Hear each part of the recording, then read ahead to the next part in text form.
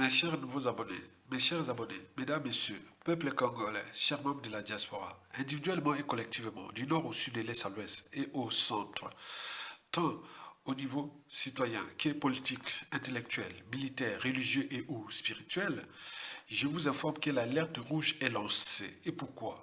C'est parce que selon des sources embarquées auprès de l'administration pénitentiaire au service du despote Denis Sassou Nguesso au crépuscule, celle-ci nous informe que des nominations sont à venir à la maison d'arrêt maudite de Brazzaville. Vous savez que Bissona Bango Mayele, en effet, on connaît très bien leur plan macabre. Attention, danger. Et pour cause. Le défunt colonel Marcel Thureau, qui avait été empoisonné dans cette même prison en 2017, mourut en février de la même année. Pareil pour Maître Hervé Malonga, empoisonné et mouru en 2018. Cependant, le général Jean-Marie Michel Mokoko, lui, avait échappé à 3 reprises en 2018, 2019, 2020 à des tentatives d'empoisonnement, allant même jusqu'à être évacué en Turquie.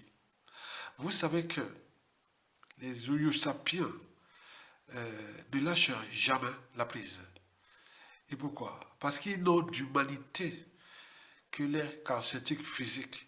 Et en plus, le donneur d'ordre du régime de Denis Sassou Nguesso, la Force Afrique, leur a donné quitus de traiter les Congolais comme leurs sujets indigènes, esclaves et du bétail humain. Et jusqu'à comme des temps encore. Alors, dénomination à la maison d'arrêt de Brazzaville, c'est quoi le projet? En tout cas, nous sommes au courant. Par ailleurs, historiquement, le défunt colonel Thureau avait, lui, aussi les droits de visite de ses avocats supprimés avant d'être victime d'une mort suspecte, déclaré en 2017 Maître Norbert Tricot. Alors, pourquoi alerter les Congolais et l'opinion africaine et internationale sur ce qui se prépare? On parle de rumeurs, vous savez que les rumeurs servent à recueillir des opinions et faire des projections. Et comme les projections que le régime de Sassou Nguesso font sont mauvaises, donc on peut s'attendre au pire, au regard du capital décès déjà de ce régime, à travers l'administration pénitentiaire. D'où l'intérêt d'alerter les Congolais. Et pourquoi? C'est pour une simple raison d'intérêt général. Et cette raison est géopolitique à l'échelle nationale. Vous savez qu'en 2016, un proche du despote lui avait déconseillé de tricher. Mais lui, il avait dit, bon ben, si je perds le pouvoir, je suis un homme mort. Au regard des crimes que j'ai commis dans ce pays. Bien entendu, il en a assassiné des présidents, Maré Gwabi et Massama Deba, le cardinal Emi Biaïda, forcé à l'exil, le président Pascal Lussuba, mouru à l'étranger. Il a emprisonné Yobi Opango pendant 11 ans. Il a emprisonné Mokoko. Il a fait beaucoup de choses. Il a assassiné tous ceux qui l'avaient aidé à revenir au pouvoir, surtout les officiers. Et donc, il a plein d'ennemis. Donc, il avait dit que si je quitte le pouvoir, je suis un homme mort.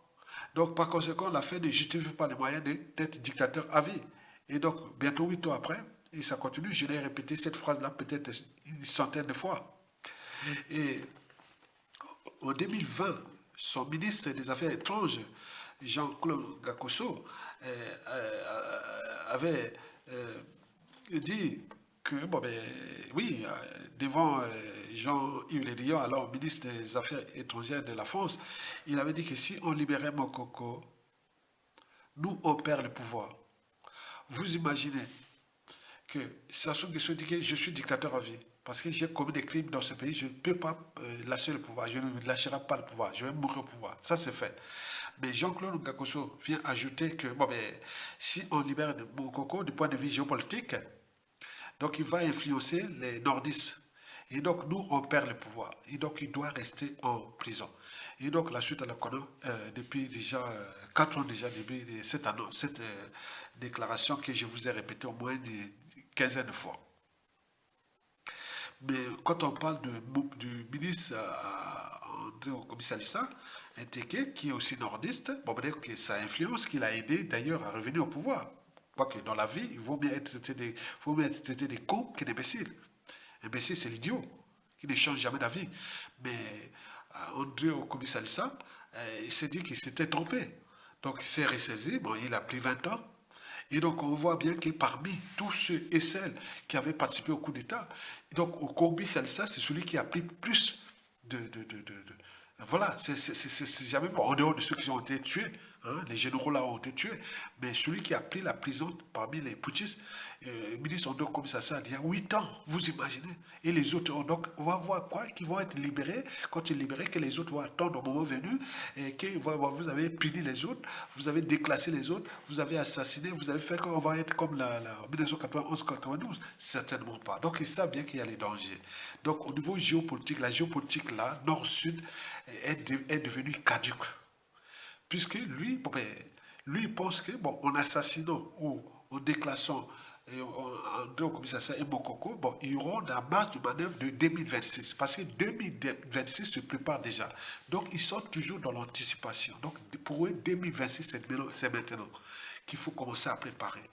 Donc, soit faire de telle sorte que les ministres ont au commissariat et le général Mokoko se soumettent à eux pour qu'ils laissent libre cours ce projet nordiste que voilà, bon, je suis l'homme du Nord et autres, donc je vous déclasse, je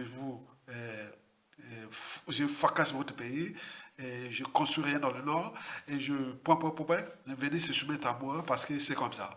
La loi du plus fort, c'est pour tout interpréter.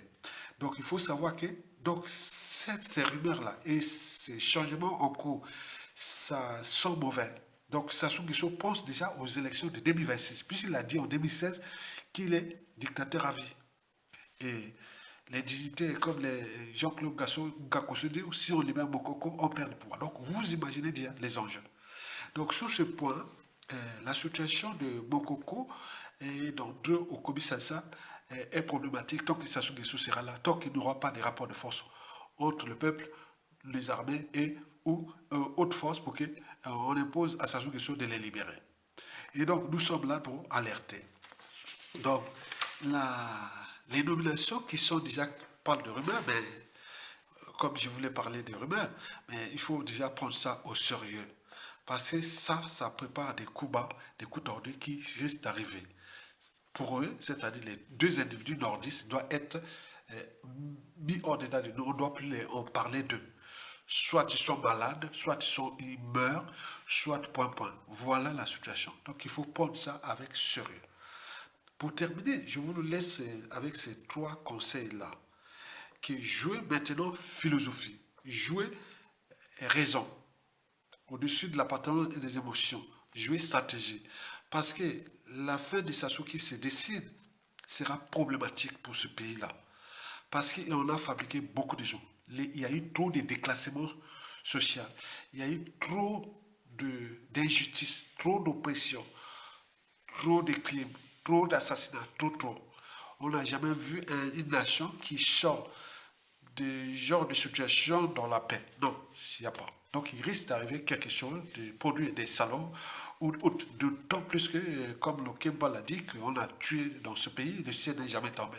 Et comme d'autres disent que bon, demain on peut les emprisonner, on peut les forcer à l'exil, on peut les... le ciel ne tombera pas.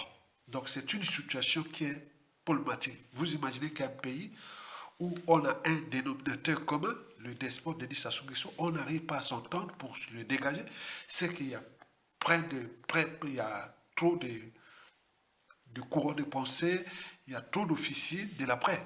Donc il y a d'autres qui veulent que, bon, il a fait ça, nous devons le faire aussi contre eux comme ça. Et donc il faut voir que ce pays-là est en danger. Donc nous subissons la conséquence de la France Afrique pendant la dictature antisociale et criminelle génocidaire du despote Denis Sassou Nguesso au Crépuscule. Donc nous sommes là pour alerter que il risque d'arriver des coups bas et coups tordus contre ces deux individus ou d'autres opposants qui sont en prison d'ici 2026. C'est parce qu'ils se projettent déjà pour 2026. Donc ils sont toujours dans l'anticipation. On l'a vu en 2014, quand le président François Hollande l'avait donné quitus de modifier la constitution. En 2015, il avait modifié et aussitôt en octobre 2016. Donc 2 ans avant. Vous avez vu en 2021, il a commencé déjà à éliminer beaucoup de personnes en 2018, 2019, hein, éliminées par les emprisonnements. Déjà, vous avez vu les emprisonnements. En 2018, André Okomi-Salissa, le général Bokoko, il y a eu aussi Dabira, bon, entre eux. Bon, il y a eu beaucoup de... Voilà, donc tous les gens là, ils ont éliminé, ils les ont éliminés par les mettre en prison. Après, il arrivait à assassiner Guy Parfait Colère. Donc, il sait il a le monopole de la violence, de la mort et autres. Lui, il croit ça comme ça. Il ne sait pas que les autres aussi se préparent à avoir ce monopole aussi de faire du mal à eux. Et donc, on est là pour alerter. Donc, c'est pour cela que je dis les 3 conseils-là, rester philosophique, raisonnable et stratégique. Parce que ce pays, on ne sait pas ce qui peut se produire dans ce pays. Likez, partagez et soutenez la résistance. Tokolonga, à bientôt. Bravo au peuple congolais.